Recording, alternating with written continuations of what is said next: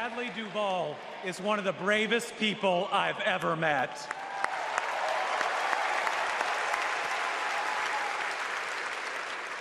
I'm amazed at the courage it takes to share her pain, to share her truth. Yet Donald Trump brags about tearing a constitutional right away from Hadley and every other woman and girl in our country. That's why we must tear away any chance he can ever be president ever again.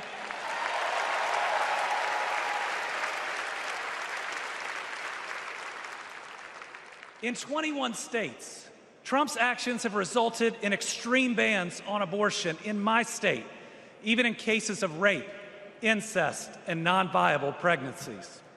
That leaves 12-year-old girls like Hadley with no options. That fails any test of humanity, any test of basic decency, any test of whether you have any underlying empathy.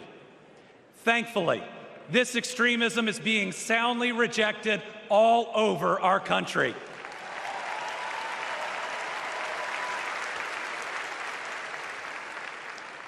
In Kentucky, we put reproductive freedom on the ballot last November, and I beat Donald Trump and Mitch McConnell's hand-picked candidate by more than 5 percentage points.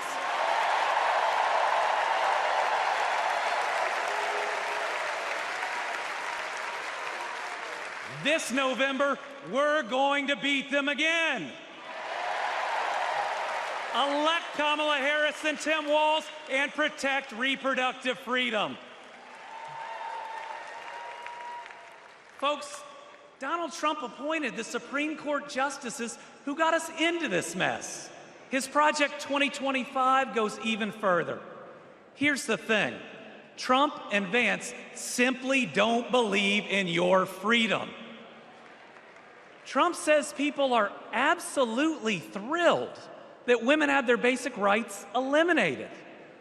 J.D. Vance says women should stay in violent marriages and that pregnancies resulting from rape are simply inconvenient.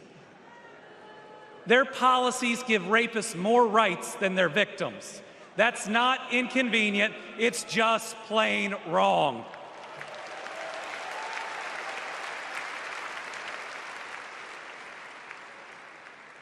And a woman grieving a non-viable pregnancy shouldn't be required to carry it to term just to listen to her child die or to hear no sound at all.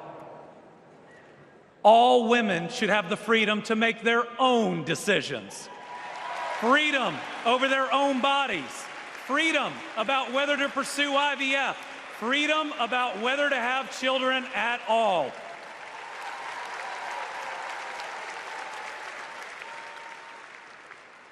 How we treat people transcends party lines. It goes right to the heart of who we are. My faith teaches me the golden rule that I am to love my neighbor as myself. And the parable of the Good Samaritan says we are all each other's neighbors. So I want anyone watching tonight, Republican, Independent, Democrat, to know that you are welcome here.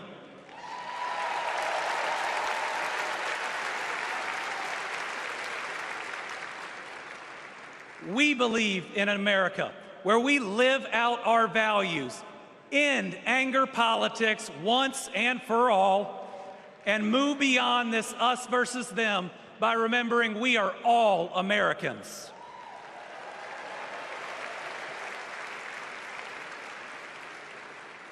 That's how Joe Biden and Kamala Harris lead. They both called to ask how they could help Kentucky in recovering from natural disasters. They helped us improve our roads, our bridges, and invested in our people. They didn't ask me who Kentuckians voted for. They asked me what Kentuckians needed, and folks, they delivered.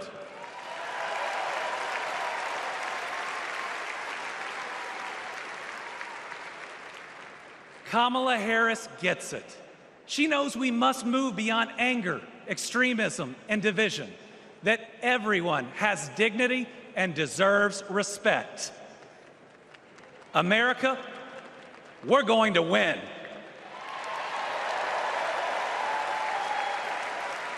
And we're going to win by staying true to our values of compassion, empathy, and doing right by our neighbors. I'm so proud to be all in for the next President of the United States, Kamala Harris.